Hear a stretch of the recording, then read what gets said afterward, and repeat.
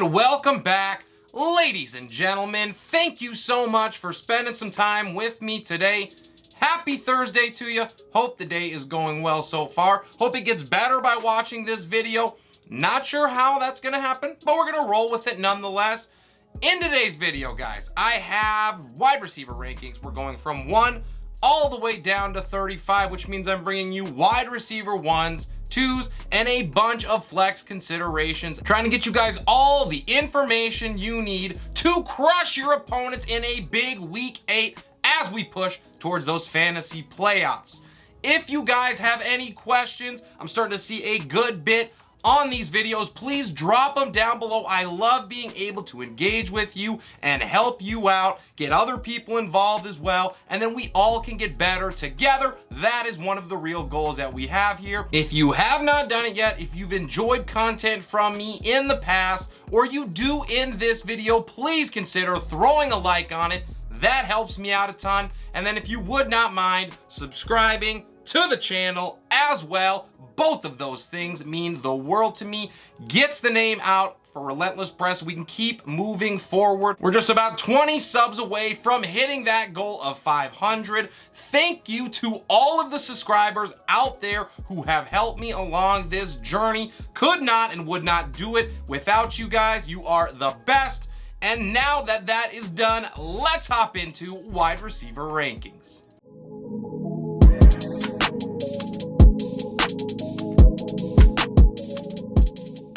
We are gonna start at number 1 and 2. I have Cooper Kupp in first, and then Justin Jefferson up next. I think both of these guys are gonna be even more dangerous with an extra week off. They're gonna be as fully healthy as they can possibly be. They've got extra prep. I'm not sure how it's possible for them to be better, but they are going to be. I expect fireworks from them each as usual. To number 3, and it is Tyreek Hill. He gets an awesome matchup against Detroit, and I'm sure everyone knows by now, but if you haven't gotten a chance to do it yet, here it is for you. Say it with me now. You play your playmakers against Detroit. It is really that simple. Hill is likely going to go for his 4th game this season with 160 yards or more.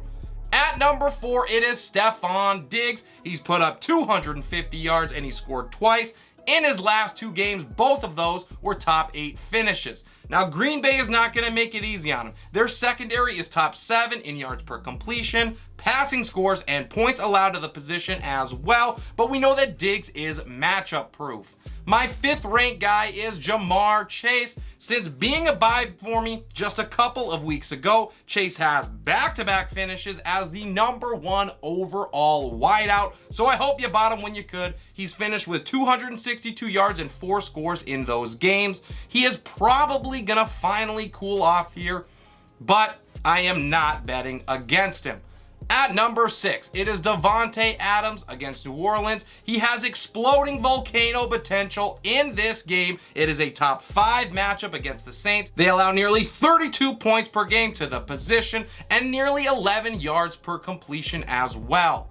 To the top of tier number 2, and there is A.J. Brown. He gets Pittsburgh. He hasn't topped 100 yards receiving since week 1, but a matchup with the Steelers is going to fix that. They allow over 275 yards passing per game. That is 4th most in the NFL.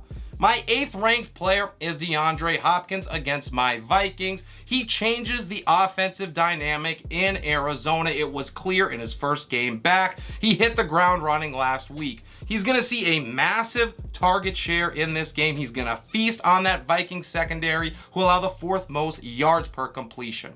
My 9th ranked dude is Jaylen Waddle. He gets that matchup against Detroit as well. He saw just 5 targets last week in Tua's return. That absolutely baffles me, but that has to mean that he's going to see at least 10 in this one. I am banking on that. This game could be a rivalry to when Hill and Waddle went for 300 plus against Minnesota. CeeDee Lamb rounds out my top 10, and he's also at the top of tier number 3. He failed get inside the top 30 in each of the last 3 weeks. So owners are probably a little worried about that. He did max out at 70 yards last week in a smash matchup with Detroit as well. Dallas looks content to just pound the rock right now, so there are going to be valleys for CeeDee that are going to drive owners nuts.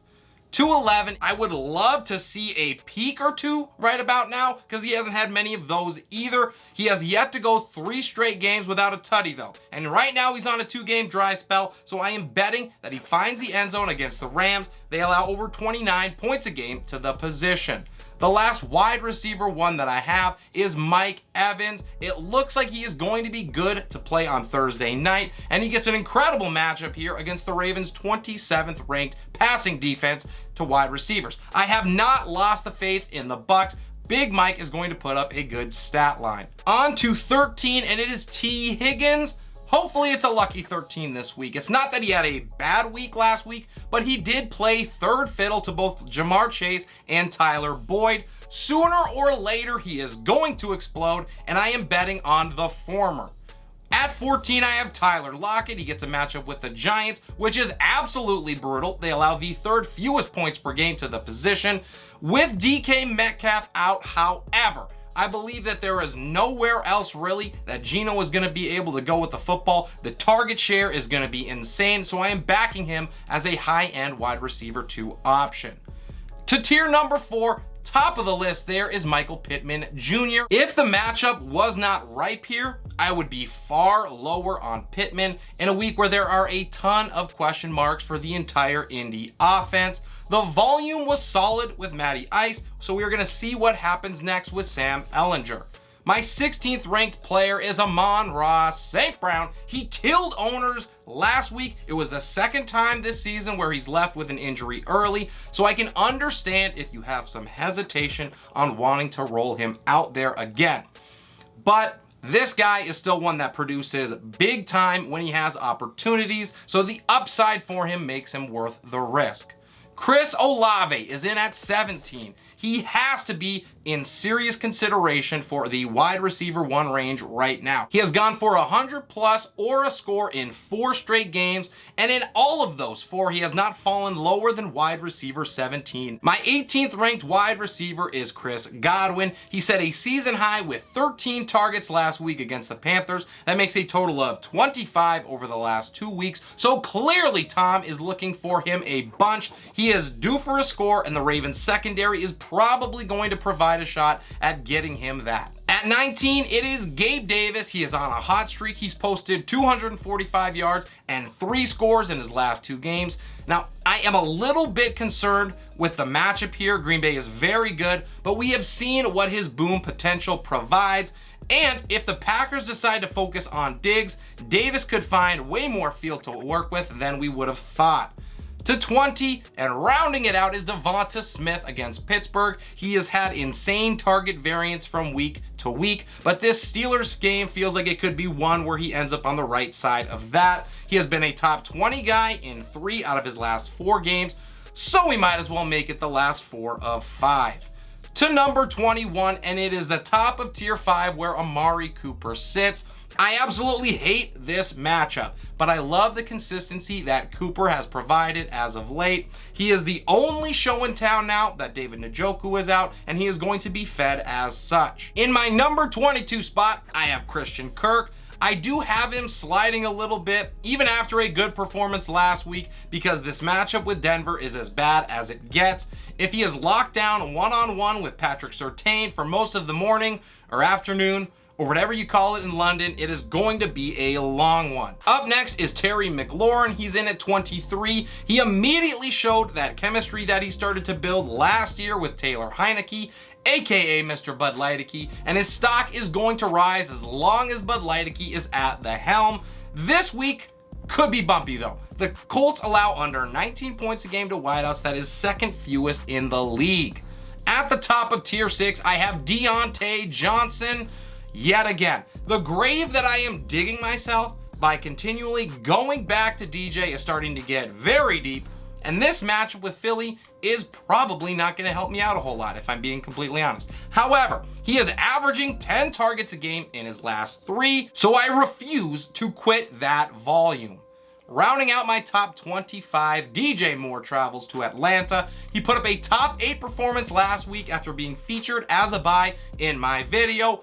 Gotta love that. I do not expect that type of production consistently moving forward, but it is clear that he's going to be heavily involved in what the Panthers do offensively from here on out. He had 7 receptions, 69 yards, and he also scored. The receptions and yards were both the most that he's had all season.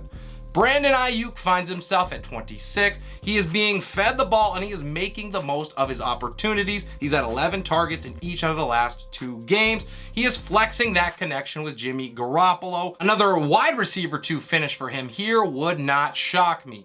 Jakobi Meyers headlines tier number 7. He has scored in 2 out of 3, but the lack of volume that he is getting leaves me hesitant to rolling him out there. He went from 8 targets to 4 to just 2 last week. That is extremely worrisome. And when I'm talking worrisome, I mean even more so than Mac Jones being named the starting quarterback for the Patriots with how Bailey Zappi has been playing. Adam Thielen is up at 28. He gets Arizona. He has quietly finished in the top 25 in 3 out of the last 4 weeks, and he has done so with a solid and consistent target share. The Cardinals allow well over 250 yards passing per game, which is 8th most in the NFL. 29 and 30 see the Denver Broncos brothers in Jerry Jeudy and Courtland Sutton. After back-to-back finishes as wide receiver 70 and wide receiver 69 for Courtland Sutton, I think Jeudy has to be the favorite as the 1A right now. Neither of these guys, though, are very enticing for me, even if, and it looks like he is, Russell Wilson comes back. That would, however, certainly help matters. At 31, I have George Pickens. He got back on track Monday night with a very solid performance. He caught all 6 of his targets, put up 61 yards, and was able to find the end zone. It may be hard to repeat that performance against Philly, but finishing in the top 22 in 3 out of the last 4 weeks lets me give him the benefit of the doubt here. At the top of tier 8 and tumbling down is Brandin Cooks at 32. He has not received over 7 targets since week 2, and he hasn't surpassed 50 yards since week number 4. With David Mills spreading the ball around, Nico Collins emerging a little bit, and an extremely heavy rushing attack in Houston, there really has not been much left for Cooks to capitalize on. This matchup has the potential to turn him around, but the floor here is scary low.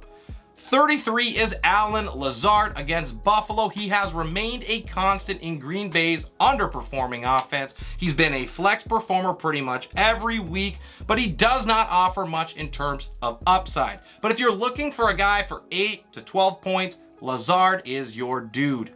At the top of tier 9, I have Curtis Samuel. He finally got back to some usage on the ground after being absent there for the last 3 weeks. His 13 touches were the most that he's had since week number 1, but Indy allows under 10 yards per completion. That is 7th best in the league. So you have to hope that that groundwork was more of a sign of things to come here. To 35, the last wide receiver that I have is Drake London. And this one's tough for me because I had him as a buy a couple weeks ago. That has not worked out well at all. But I do blame the Falcons on this one. I just do not understand it. They got down really big against Cincinnati. So everything was going exactly as planned. And then they decided to just continually run the ball. They let Marcus Mariota in a blowout throw the ball 13 times. So Drake London's got all the talent in the world, but he's not going to do anything if he is not getting any opportunities. However, the Panthers allow 30 points a game to wide receivers. So maybe this week those opportunities come. Sorry about my rant. That is all I have for you guys in today's video. Hope that I brought some information that was valuable to you that you can utilize to make better decisions this week. Go after that dub and push for a playoff spot. Friendly reminder, Relentless Press is dropping content Monday all the way to Saturday, about 12 every single week. So if you do not subscribe to the channel, you just might miss something, and what a shame that would be. This is Relentless Press. I am your host, Abraham Opats, and I will see you next time.